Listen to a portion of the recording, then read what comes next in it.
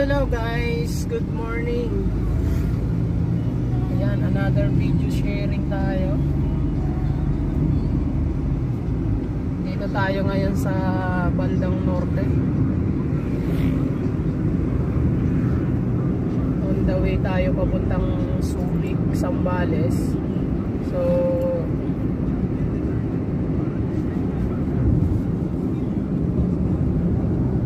ngayon ay approaching tayo ng Olongapo.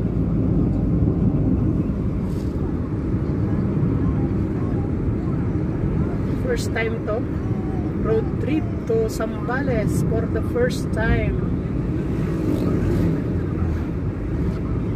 Siyempre dahil first time, naka-Google Map tayo guys. Hindi tayo nag-expressway. Wala tayo pambayad doon. Tiyaga tayo dito sa National Highway since wala namang traffic. Ngayon pala ay araw ng Sabado, malapit na sa Linggo. Wala tayong pasok sa trabaho. Kung dati ang naisishare ko sa inyo ay laging nasa bandang south madalas dahil doon tayo nagtatrabaho. Ngayon naman dito naman tayo sa bandang north dahil nga dito naman tayo malapit nag-duty. Alright.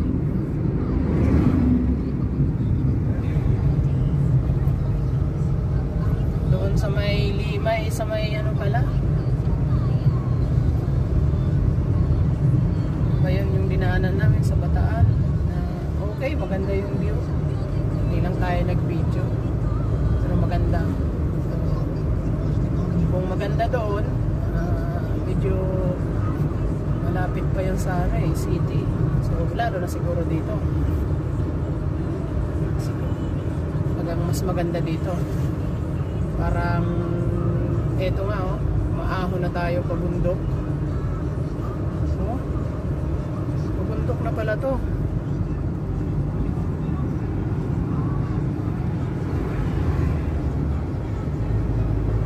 Bundok na to guys.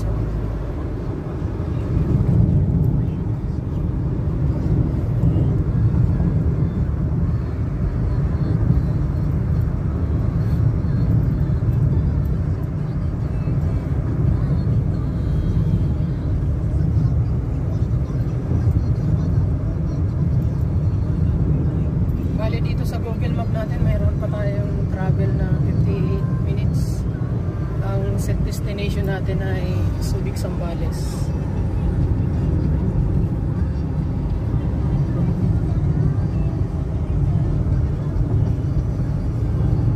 Nagsimula tayong mag-Google simula ng Pampanga dahil hindi na natin alam ang daan galing doon papunta dito. Pero yung Maynila hanggang Pampanga medyo kabisado na natin. At doon pala sa mga gumagamit ng Google Map, pagka mga naka-motorcycle na below 400cc, syempre hindi siya pwede doon sa expressway, kaya mainam na yung inyong Google Map iset nyo ng avoid tolls, tsaka yun, avoid tolls para hindi kayo dalhin doon sa expressway.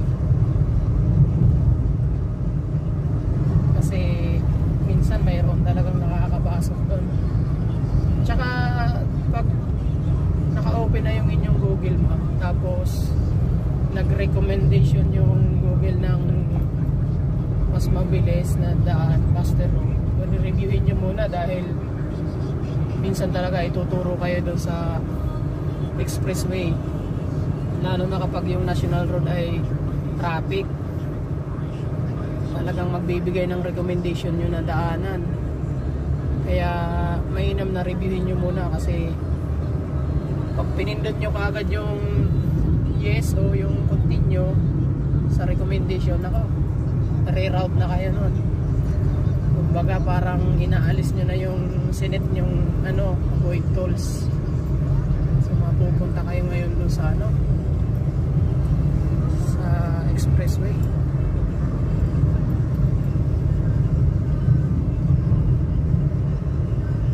Maganda na yung view. Probinsya feels na guys dito. Hindi pa natin nararating yung Olongapo niyan ha. So, parang hindi pala yata tayo makakadating ng Olongapo. O aywan, di ko kabisado. Basta ang way natin ay papuntang Olongapo at ang set destination natin ay Subic, Zambales.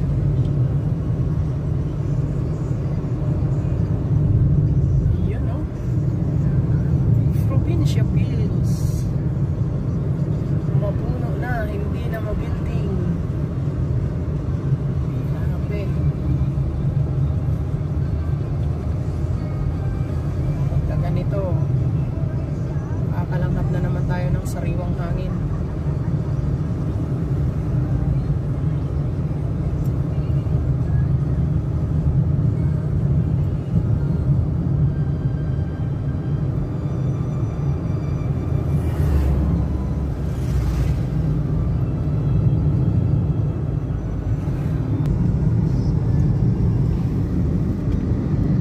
Guys, para tayong nasa Tunnel 3 oh. Tunnel 3. Ganda.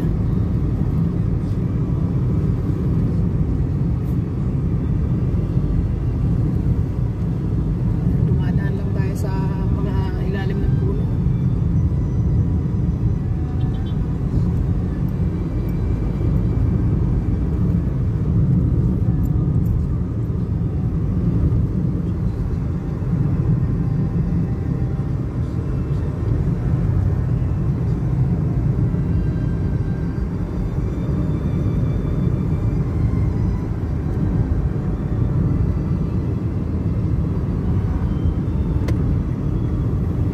Overtake tayo.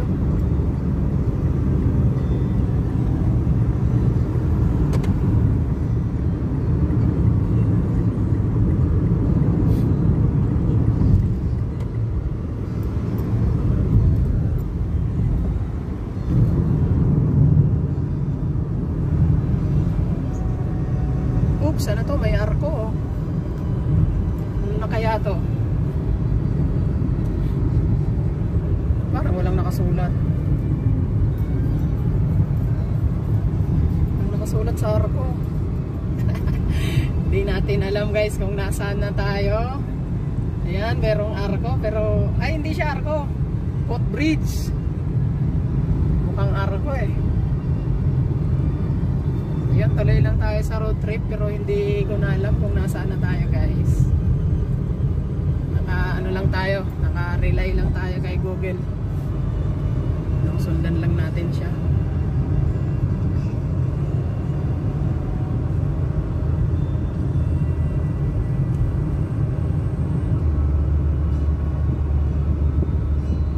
Dahil nakarely lang tayo kay Google, syempre hindi tayo pwedeng magpabilis.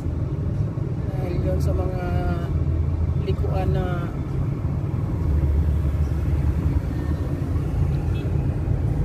biglaan. Hindi natin alam na hindi na pala yun ang tinuturo ng Google. 52 minutes remaining doon sa ating set destination para makarating tayo.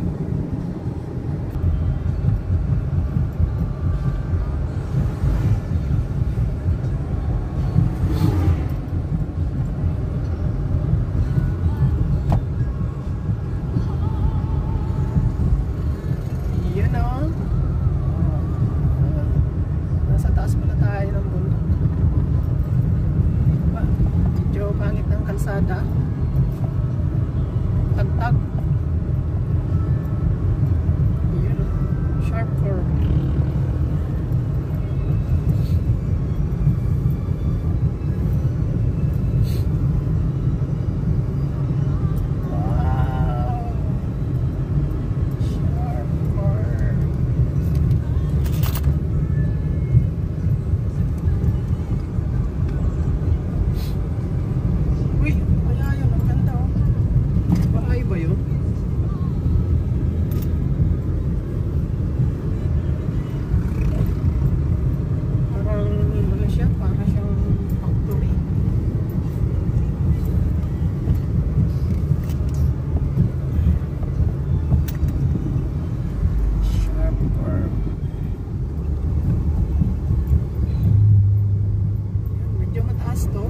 mababa tayo kaya hindi na tayo naggagasolina.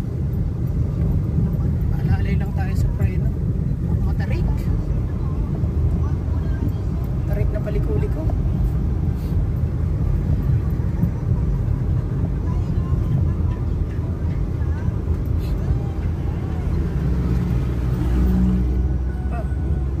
Siko.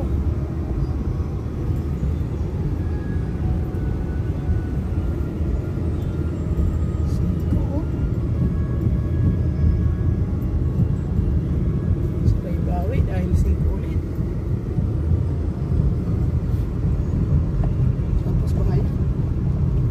Delikado naman yata itong mga bahay dito. Kasi yung mga truck nawawala ng preno. Delikado. Tapos may bahay.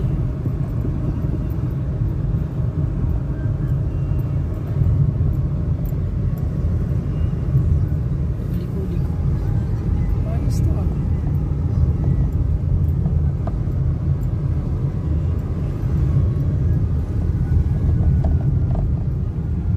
First time sa lugar. Masasarap pag first time eh.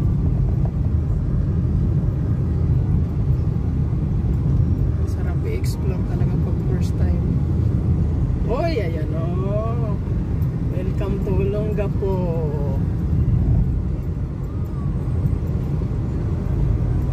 Guys, welcome to Olongapo City. See, may aircraft pa.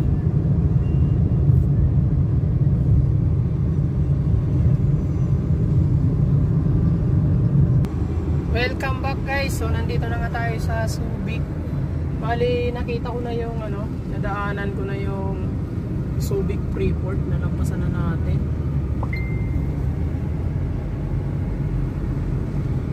Pabundok din pala to. Bundok tapos sabay bandang kaliwa yung dagat guys. Ayan o. Bandang kaliwa.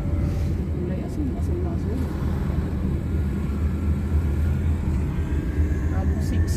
Sigsag pala dito na nasa gilid ng bundok. Mataas, nasa taas tayo. Ganito pala siya. So, dahil first time natin dito sa lugar, sobrang nakaka-amaze. Yan no? Ang ganda.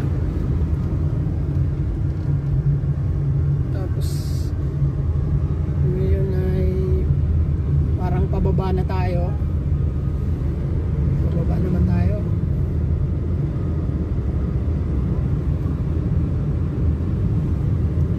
Sa kaliwa ko yung dagat oh. Asol na asol.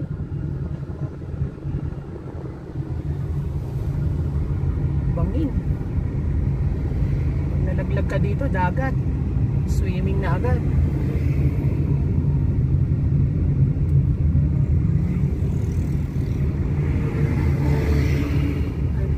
Subic Beach Resort.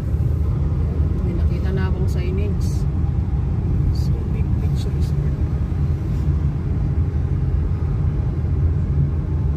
Pababa.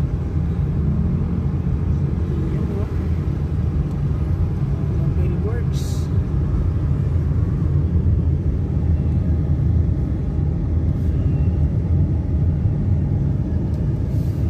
Naalala ko yung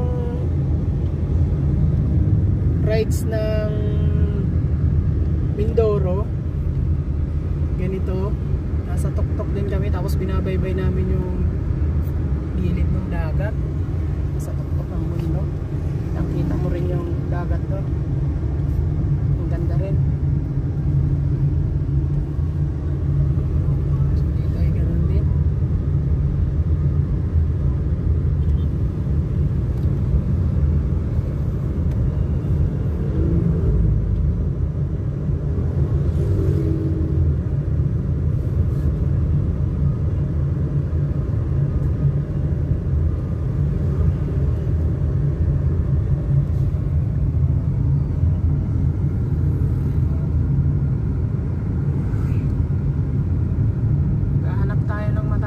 dyan sa baba na kung saan tayo pwedeng magpahangin sa tabing dagat na free sana kung meron makapag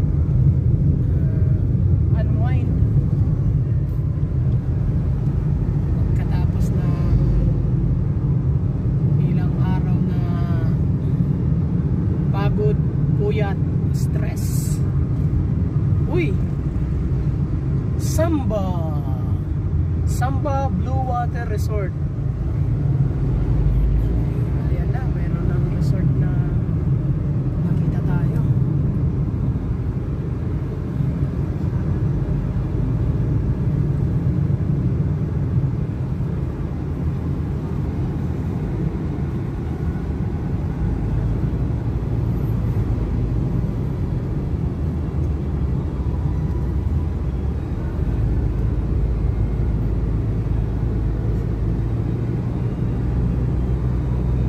Kakagawa ng kalsada dito guys, oh.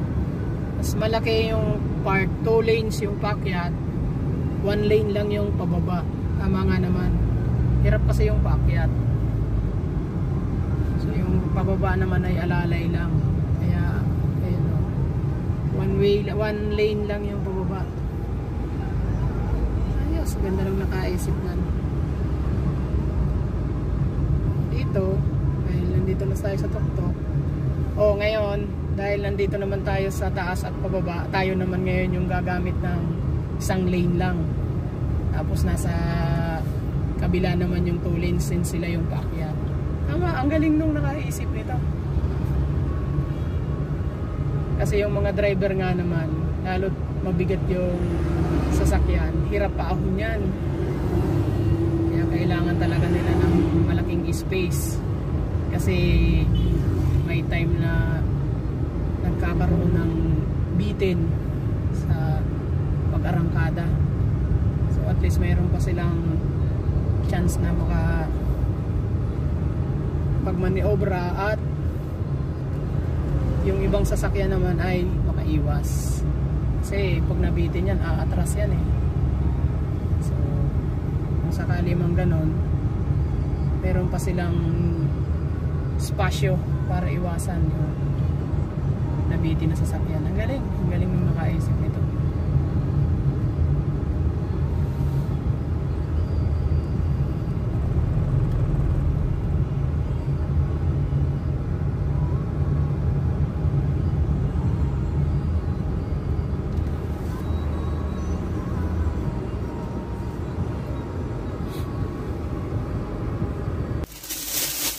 Touchdown guys, nandito na tayo sa Subic Beach Resort. Yan. Iyan o. Oh. See? Dito na tayo.